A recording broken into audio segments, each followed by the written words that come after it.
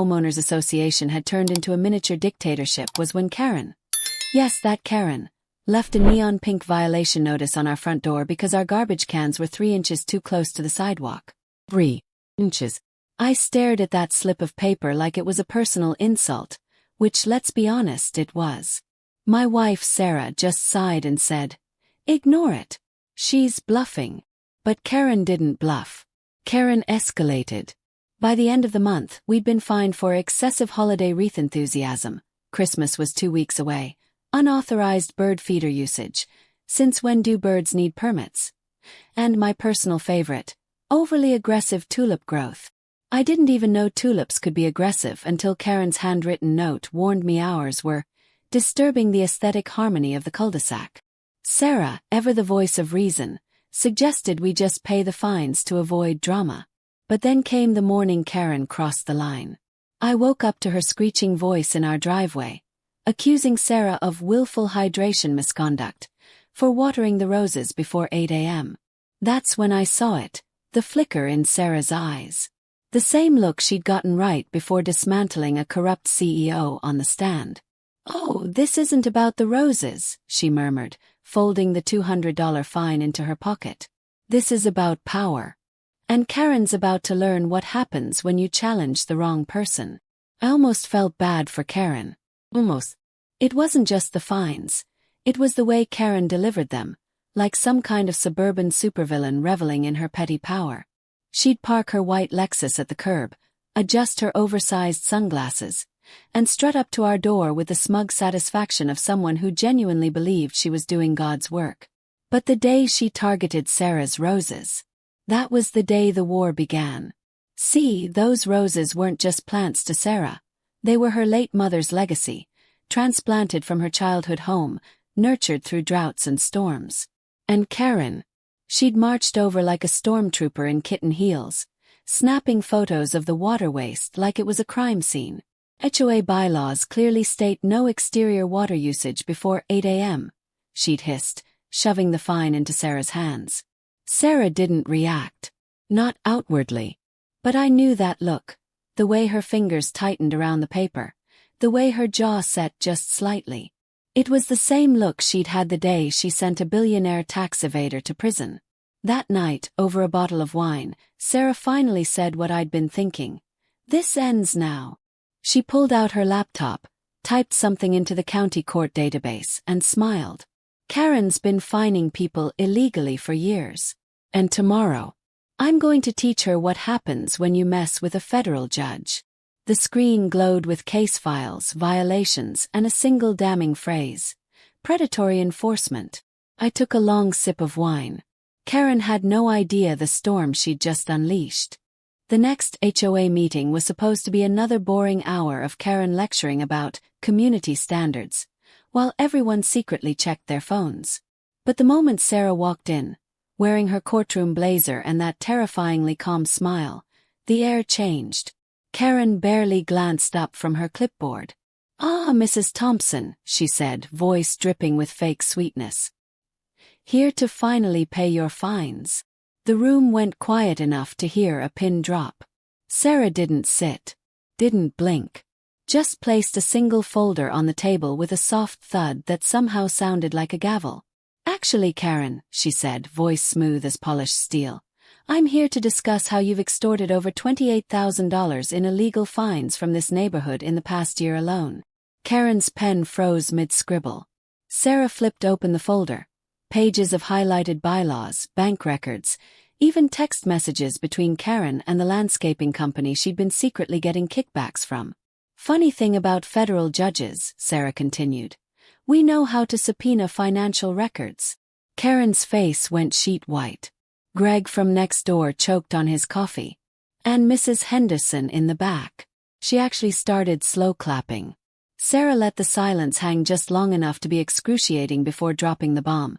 "The state attorney's office is very interested in your creative accounting." Karen's mouth opened, closed. For the first time in her miserable HOA career, she had no snarky comeback, just the dawning horror of someone realizing they'd accidentally picked a fight with a sleeping dragon. And Sarah, she just smiled wider.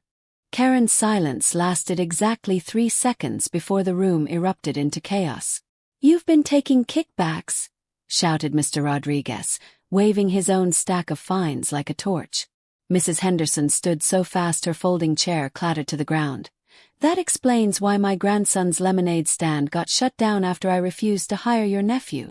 Even quiet old Mr. Peterson, who hadn't spoken at an HOA meeting in a decade, slammed his fist on the table hard enough to make Karen flinch. "I knew there was something fishy about those lawn height inspections." Sarah didn't need to say another word. The dam had broken. Neighbors pulled out phones, comparing violation notices with the fury of a mob discovering they'd all been scammed. Karen backed toward the exit, her perfectly manicured nails digging into that cursed clipboard like a lifeline. This is defamation," she sputtered, but the tremor in her voice betrayed her. Then came the sound that sealed her fate, the click of a projector turning on. Sarah had one last surprise. A slideshow of Karen's own security camera footage, time-stamped proof of her snooping through backyards at dawn and laughing while writing up violations. The final image.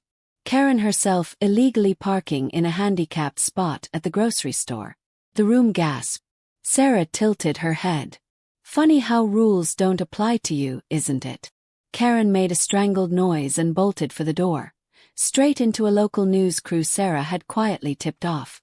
The camera lights hit Karen's stunned face like a spotlight on a trapped animal as reporter Jessica Mendez stepped forward with a microphone. "Ms. Whitmore, care to comment on allegations you've been running an HOA extortion ring?" The video of Karen fleeing the HOA meeting went viral before the news van even left our neighborhood. By midnight, #HOA Karen was trending nationally. Memes of her shocked face plastered across every social media platform. But the real fireworks started the next morning when the state attorney's office announced an official investigation, not just into Karen but the entire HOA board. Turns out, Sarah's folder had contained more than just Karen's dirty laundry. It exposed a systemic pattern of fraudulent fines, tax evasion, and enough procedural violations to make a law student faint. The board members scrambled like rats off a sinking ship, resigning one after another in panicked emails that somehow always ended with, "I was unaware of these activities." Karen. She barricaded herself inside her McMansion, ignoring the reporters camped on her lawn, until the inevitable knock came, not from police but from the IRS. Audits, it seemed, loved nothing more than a paper trail of undeclared consulting fees from local businesses Karen had strong-armed. Meanwhile, our neighborhood became ground zero for a revolution. The remaining sane residents called an emergency meeting and voted unanimously to dissolve the old HOA, replacing it with something radical: common sense. The first new rule. No rule shall be enforced that would make a reasonable person laugh or cry in frustration. The second. A formal apology letter from the community to Sarah, delivered with a bottle of top-shelf bourbon and a plaque that read, "The Rose Warrior, Defender of Sanity." As for Karen, the last we heard, she'd moved to a remote Arizona retirement community, one with famously strict HOA policies. The irony wasn't lost on us. Sarah just sipped her coffee that morning, watching the sunrise glint off her now unregulated roses, and murmured, "Karma's a gardener, and she always waters what you plant." Just when we thought the Karen saga was over, a certified letter arrived with an Arizona return address. Sarah sliced it open with her antique letter opener, the one she joked was for dramatic effect, and out fluttered a check for $28,750 made out to our HOA. The note attached was typed and signed and smelled faintly of lavender and regret, for the community pool renovation. No further contact. We burst out laughing until tears streamed down our faces. Karen had paid back every cent, with interest. But the real shock came 3 days later when a U-Haul pulled onto our street at dawn. Not with Karen, but with a nervous-looking couple in their 30s unloading boxes into her old house. "We got it for 40% below market value," the wife whispered to Sarah at the mailbox, eyes darting like she expected Karen to materialize and fine her for improper greeting etiquette. The realtor said the previous owner needed a sudden fresh start. Sarah just nodded sagely and handed them a welcome gift, a framed copy of Karen's most ridiculous violation, excessive autumn leaf appreciation, a real citation, with a sticky note that read, "For inspiration, break at least one rule a week." That night, as we sat on our now technically too tall porch swing, another repealed HOA law, sipping wine in defiance of the no outdoor alcohol after 9 p.m. rule that had mysteriously vanished, Sarah's phone buzzed. An unknown number. A single sentence. The roses looked treasonously healthy.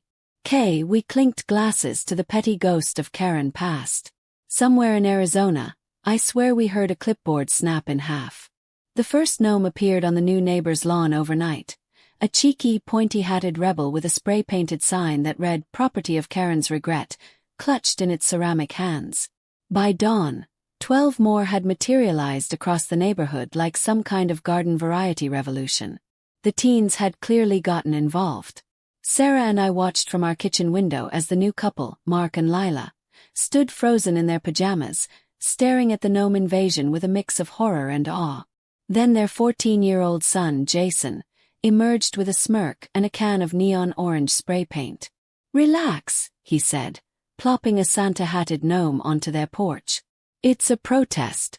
The old lady who lived here banned lawn ornaments, right?" Lila opened her mouth to scold him, then suddenly burst out laughing. "She fined someone $500 for a pink flamingo once," Mark admitted, shaking his head. By noon, half the street had donated gnomes from their garages, some missing arms, others wearing tiny sunglasses, one even holding a laminated copy of the repealed HOA bylaws like a revolutionary manifesto. The local news showed up again. Apparently our neighborhood was now their go-to for feel-good chaos, and this time the headline wrote itself, "Suburban Teens Declare War on HOA Trauma with Plastic Army." Sarah, ever the strategist, saw an opportunity. She handed Jason a folder. "Proof Karen banned gnomes because her ex-husband collected them. Might make your movement more poetic." Jason's eyes lit up like she'd handed him the nuclear codes. By sundown, the gnomes had multiplied to 50 strong, arranged in a perfect reenactment of the Liberty leading the people painting on Karen's old lawn. And the best part? There wasn't a damn thing anyone could do about it. The gnome uprising went viral, but not in the way anyone expected. Some sneaky teen, Jason, had filmed Sarah casually mentioning Karen's ex-husband's gnome obsession and spliced it with dramatic war movie music over footage of the ceramic army. The video exploded with 12 million views under #GNomeMercy. But the real twist came when Karen herself somehow ended up in the comments. Her verified account, since when did she have 80K followers? Dropped a single fire emoji under the video, then immediately went private. The internet lost its collective mind. Overnight, Karen became an accidental anti-hero for the anti-HOA movement. Her face photoshopped onto revolutionary posters with slogans like, "Taxation without decoration." Meanwhile, Jason's TikTok fame attracted the attention of Law Talk lawyers, who dissected Sarah's original HOA takedown in a 10-part series called "How to Topple a Tyrant, Legally." Our quiet street became a pilgrimage site for anti-HOA activists, complete with a food truck selling FCK the fine print * tacos and a pop-up merch stand run by Mrs. Henderson's Asiatic granddaughter. The final straw. A Hollywood producer slid into Sarah's DMs asking about movie rights.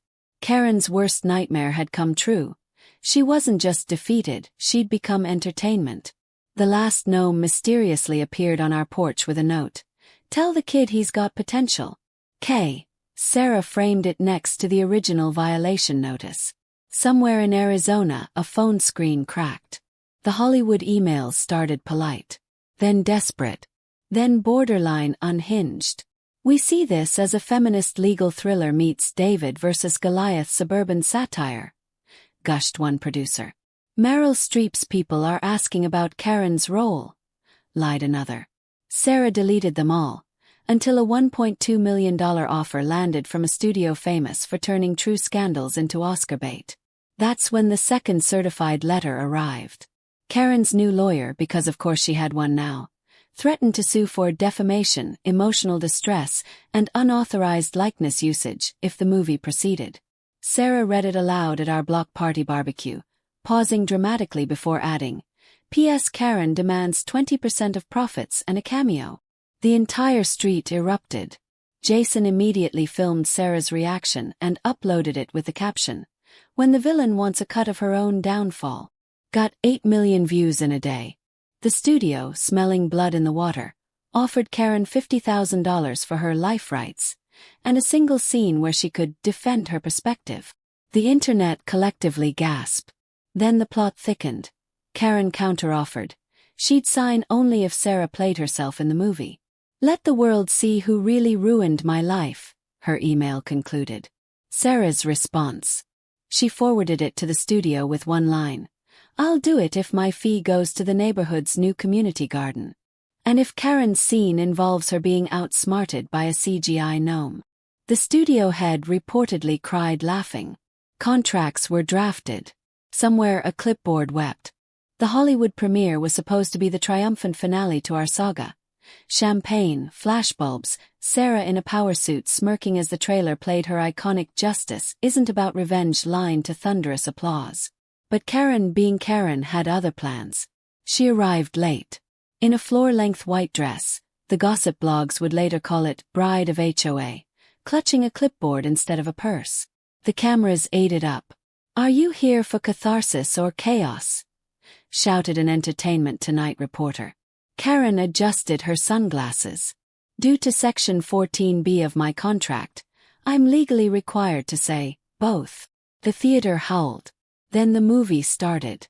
Seeing our lives dramatized, complete with a musical gnome battle scene and an actor playing me as a perpetually confused but supportive husband, was surreal. But the real spectacle was Karen. Every time her character appeared, the real Karen audibly hissed at herself from the front row.